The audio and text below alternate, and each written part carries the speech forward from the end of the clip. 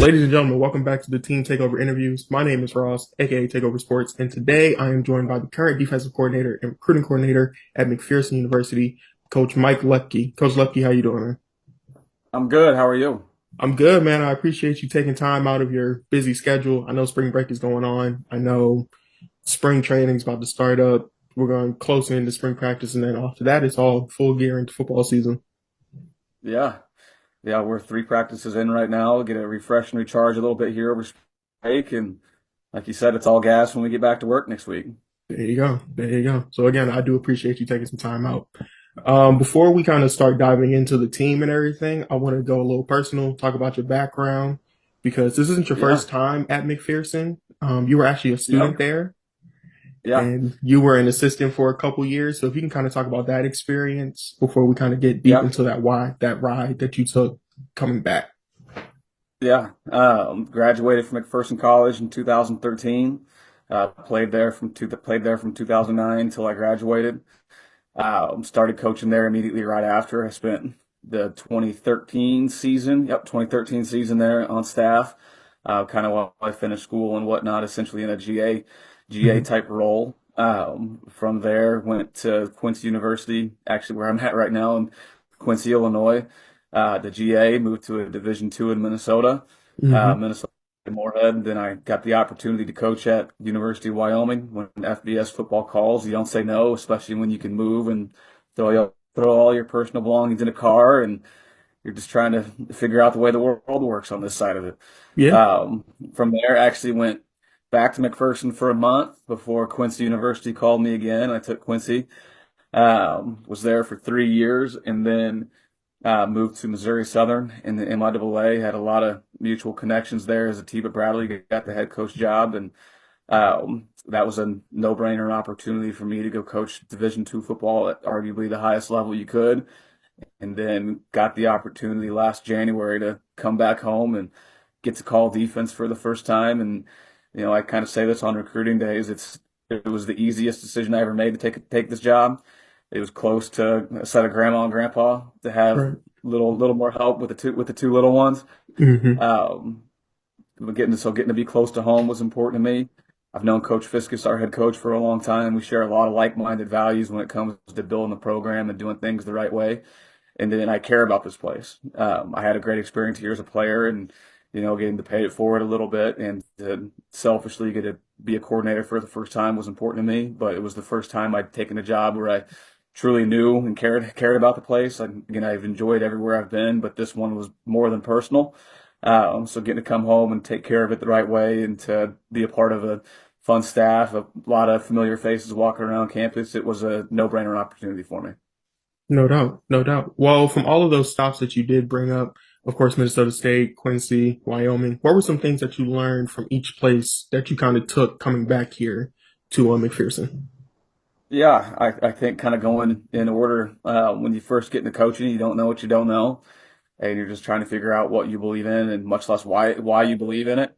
Hmm. So there's a lot of scars and growing pains along the way, and you're just trying to figure out how to not just thrive in the business, sometimes survive. I actually told a class this year, one of our coaching classes on campus, it's one thing you want to coach, there's another thing to stay in coaching. I worked for $86 every 2 weeks, my first job, which Hmm. was obviously a good chunk of it went to gas right away, and then out to eat, and then next thing you know, you're like, oh, I'm back eating the calf on my on my payment plan. You know, Right. so it takes a lot of time to make it in coaching. I think as I first got started, you didn't understand the why behind a lot of things, and behind closed doors, I'm sitting there questioning it, trying to figure out why people make the decisions they make, and then you get a chance to move on. Moorhead was the first time I'd really seen culture emphasized as much as it is there. Steve Lockway there does an awesome job building his brand and his culture of what he wants that place to be, and he's hung his hat on that. And then at Wyoming, I kind of got to see the finished product of all that. We were pretty special in 2017. Got to see Hmm. a young team that had been there with Coach Bull since the beginning to grow and start to develop into what Wyoming football was kind of known for. Tough, tough, hard-nosed football that was going to run the damn ball, as Coach Bull would say, and knock the socks off you on defense. We had 8 guys that got a chance to put a helmet on Sundays on the defensive side of the football, and Yeah. watching a future superstar Josh Allen, not just he willed a he willed a football team to 8 wins with a loaded defense, and watch him, stand up in team meetings and take over at Hmm. times too. And we guys followed his lead, and he just wanted to be one of the guys to back to Quincy, trying to get that program up and running at the time to, really get the culture going, bring the right people in to do it the right way. And then now to Missouri Southern to go the complete bottom end of the barrel to ground zero start, Right. because we took over after 12 signing day without a COVID season, to all of a sudden playing a game less than 3 weeks after we took that job, to truly build a program from the ground up in an unfun league to compete in. Hmm. That league's tough. In the MIAA, I tell people you had to work extremely hard to figure out if you're going to win by 7, lose by 7, or lose by 40. It's a lot of work to try to get your foot in the ground there and have a foundation to build a program.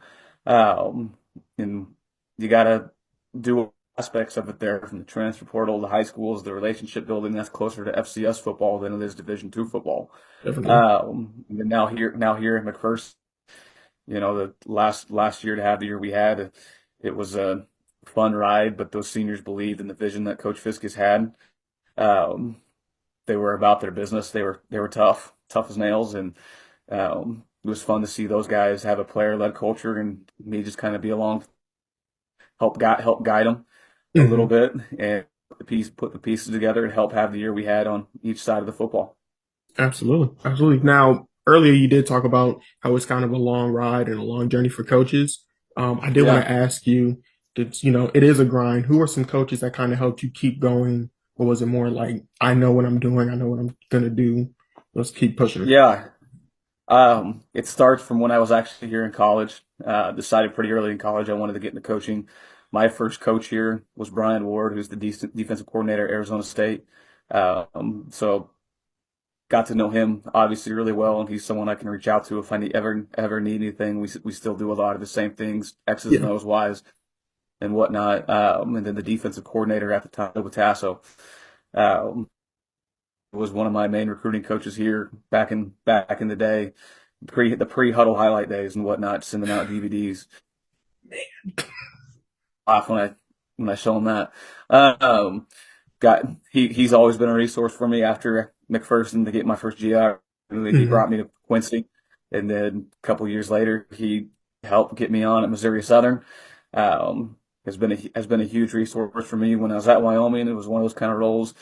I'm not a lot of my opinion was valued, but I was learning a ton, and I would call him probably every night just to talk X's and O's and review the game plan of what we were doing with him. To just nice to have somebody to talk to, and he helped me tie some loose ends together, X's and O's, Y's. But every stop's had someone I've been incredibly important in my career and whatnot, and it's every place you can't take for granted. You learn a lot of good things, bad things, and all in between. But ultimately, you got to hang your hat on the be the coach you want to be the man you want to be, and don't do it for somebody else. Do it for you.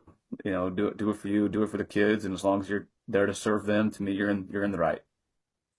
Okay. Okay. Some of that I'm going to take for myself and kind of keep pushing with that. Um, Yeah, Yeah. Well, let's transition from that background into last year. That was your first year as the DC at McPherson. You guys went 8-3 last year. Led yeah, all NAIA with what, 5 defensive touchdowns, 12 yeah, interceptions, 6 fumble recoveries, 26 sacks. I don't want to ask yeah. you too deep because I don't know who's going to listen, but what were some things that you were able to do in order to kind of have that high sack rate, have that high turnover rate on those opposing offenses? Yeah. I mean, it's just the nature of how we do things in general on this side of the football. To me, like how we play defense isn't for everybody. It's not. We're very bend but don't break, but we want to be aggressive. We don't try to overcomplicate it. Like we're extremely aggressive on the D line. If up front, I'm slowing them down. Mm-hmm. So it's get off the rock as fast as humanly possible, put pressure on quarterbacks, and play a lot of zone on the back end, a lot of middle open, middle close, cover two, cover three stuff, and see the ball thrown, rally, keep the ball in front of us, and bleed offenses out. The goal of the defense is no explosives, Hmm. and luckily we were pretty good at that last year. I think we gave up just over five a game. Yeah. With how we measure it, I think it was 5.36 or something like that between run and pass explosives. So we did a good job of keeping the ball in front of us as the year went on, which means our offenses had to earn it if they were Hmm. going to score on us. And the more you got to work to get the ball down the field, the harder and harder it's going to get against us because we just keep the ball in front of us. We make you take the check down, and eventually offensive coordinators and kids get impatient, and that puts us in a favorable situation to let these guys do what they do best. Run, I tell them run and hunt. Whether that's the post safety, whether that's the deep half safety, or the third down pass rush team coming on the field doing what they do best, and then allowing me to be aggressive as a play caller when that opportunity presented itself to like our taking over. Our kids did a really nice job of believing in what we believe and not questioning anything. And I was shocked at the amount of install they could handle. When I got here, it helped having a bunch of old veteran guys that hurt a lot. They just kind of looked at me and went, "Sweet, we got you. We can do that." Yeah. And also every week, my goal was to be something we couldn't practice in the back end. So that dynamic was fun, is getting those guys to be in different spots as the season went on. And for us to look different was when the quarterback looked out there, snap number one. He was, "Oh, this is not what we practiced all week long." Yeah. I was gonna say, because that was my next question. How did it feel to have that experience on all three levels, from the DBs Yeah, to the D line and the linebackers? yeah. It Takeover as a first time play caller. You never know exactly what you're going to walk into talent wise and what they've done schematically. I didn't watch a lot of what they did schematically the year before, outside of some third down stuff. I thought was similar, but I Hmm. had someone else pull out after we watched what the league did on defense, and you try to build it. But it was a group of veteran guys that was extremely coachable, and I think that speaks to the culture that Coach Fiskus has worked to build, and obviously the locker room that's been put in place. Like those guys, they don't put up with a lot of riffraff. They're tough. They want to be coached. They want to be held accountable. So right from the jump, it was, "Hey, let's dump it all on them as fast as humanly possible, get it all on tape, and see what we're good at, and go." So those guys were a blessing as a first time play caller. I tell them their effort and their attitude covered up a lot of my mistakes. And I put the call in the game, and I look down at the call sheet and go, "Oh no, oh no, oh no." Okay, good football players do good football player things. Hmm. There it is. Yeah, good football players indeed, because you had a lot of guys on that all first, second, and honorable mention team after the season. Yeah, Now, some of the bad news is a lot of those guys were seniors, but there were a couple yeah, guys that are still coming back. So, with those guys coming back, what do you expect from them? Do you expect them to kind of take those new guys that are going to be starting this year, kind of bring them up to speed with them, or yeah. just, kind of focus on them can compete to compete? Yeah, we're extremely competition based. We grade everything, and I've got one returning starter in the back end. There's two returning starters at linebacker, and I'm trying to think. There's three out of four up front on the defensive line, but we played 12 on the defensive line last year. Played a handful of backers, played a handful of guys in the secondary. Best players play here. Period. Hmm. Competition waits for no one. Leadership waits for no one. If someone's going to win the job, they're going to know why. If someone's going to lose the job, then they're going to know why. We don't Right. keep a lot of secrets here, and I think that's what makes this place special. Is we're blunt and honest, and our kids appreciate that. And we're going to ask them to play hard and physical. That's going to take some blunt practices and training that mentality, and they're going to be told that in the meeting room too.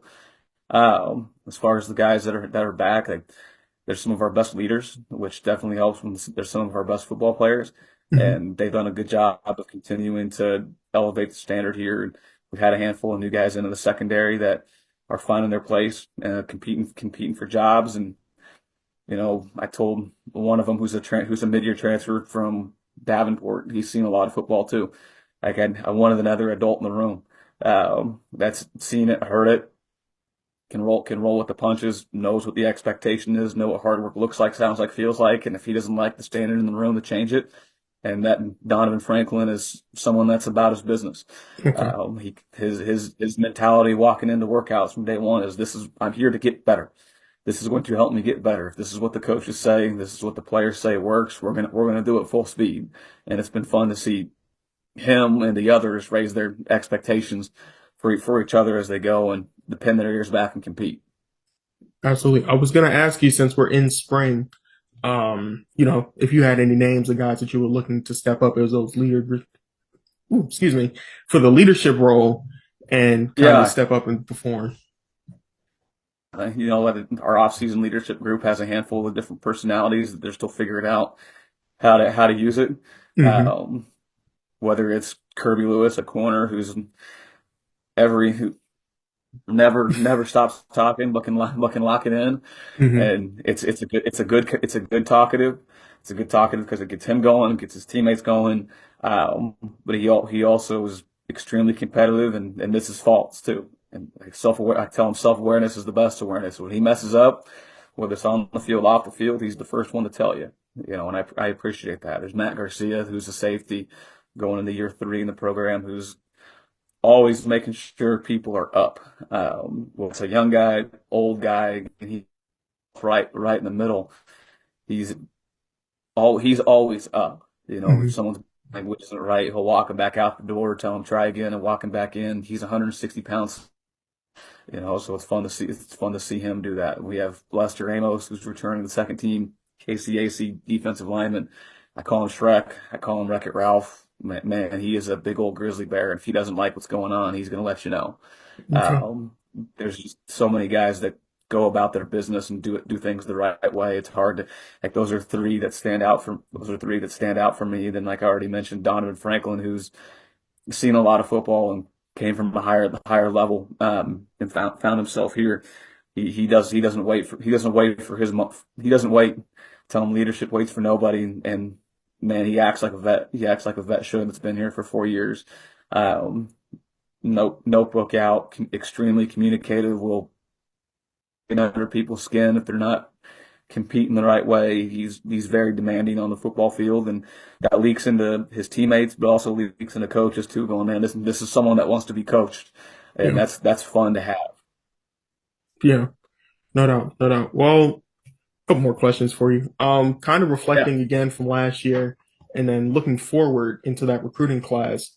I know you said yeah. that it's competition, open competition, but for some of those freshmen on the defensive side, what were you planning on having to do with them? Is it just compete, earn your spot, or is it we're going to sit you for a year and let you develop?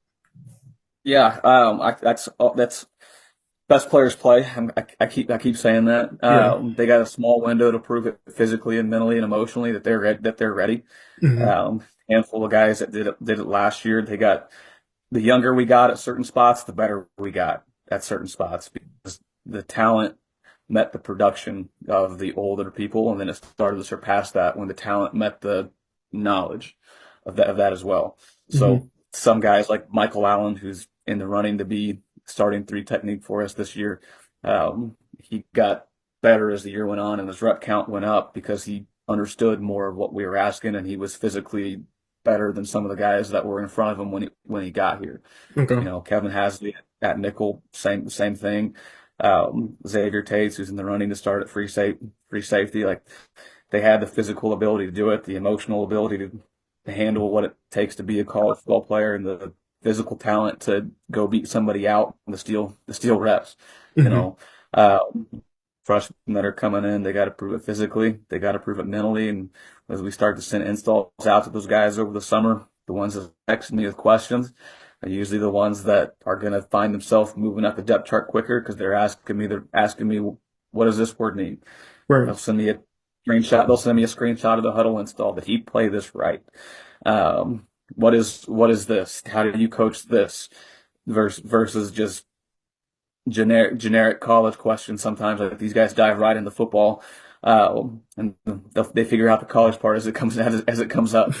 Yeah. Like, man, let's do what I came here for, play football, and then the academic side as it comes up, we'll figure that out. Hmm. The guys that understand how to handle that workload of the football side, to handle the academic side, to handle the physical side of it. They find themselves working themselves into the two deep, three deep, and getting reps and getting more and more as the season goes on because the rep count catches up to people that are in front of them that might not be as talented. Okay.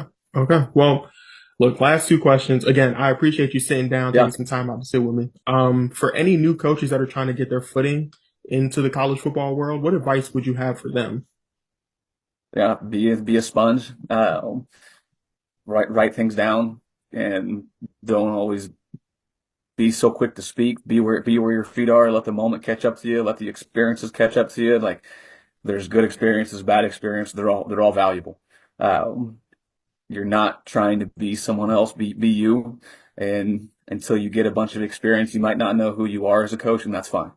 It takes a while to be comfortable. It takes a while to figure out how your personality and not be fake to the kids. And some people figure that out quicker than others. But it's okay to say I don't know. Like we're all in this together. And the more you show that to the kids, the more they're going to believe in you, believe in what you stand for, and believe in the program that you're representing. And you got to be genuine. You got to be genuine. You got to learn, and it's okay not to be the smartest guy in the room. Mhm. Write things down, press pause, and eventually you'll start to be able to put the good, the bad, and everything together, and you'll look back and go, "Man, I can coach circles around myself compared to last year." There's only one person who I think has it figured out in coaching. His name was Nick Saban. Mhm. Yeah. Yeah. Last question.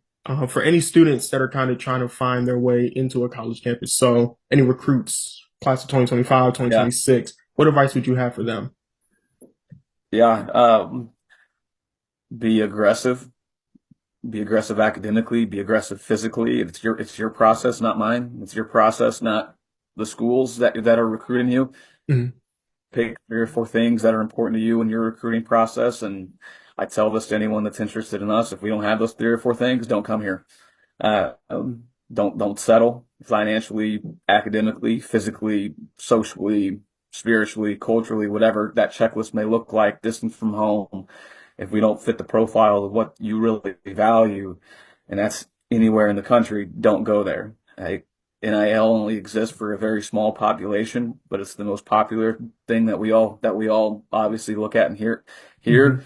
the transfer portal's littered of people from NAI to can't find another home because they settled on their first go around. Once you get that college tag next to your name, and if you don't have college tape, it's really hard to get out of the portal, whether you're an NAI guy or a transfer guy and whatnot. But can't say it enough. It's cliche, but it's true.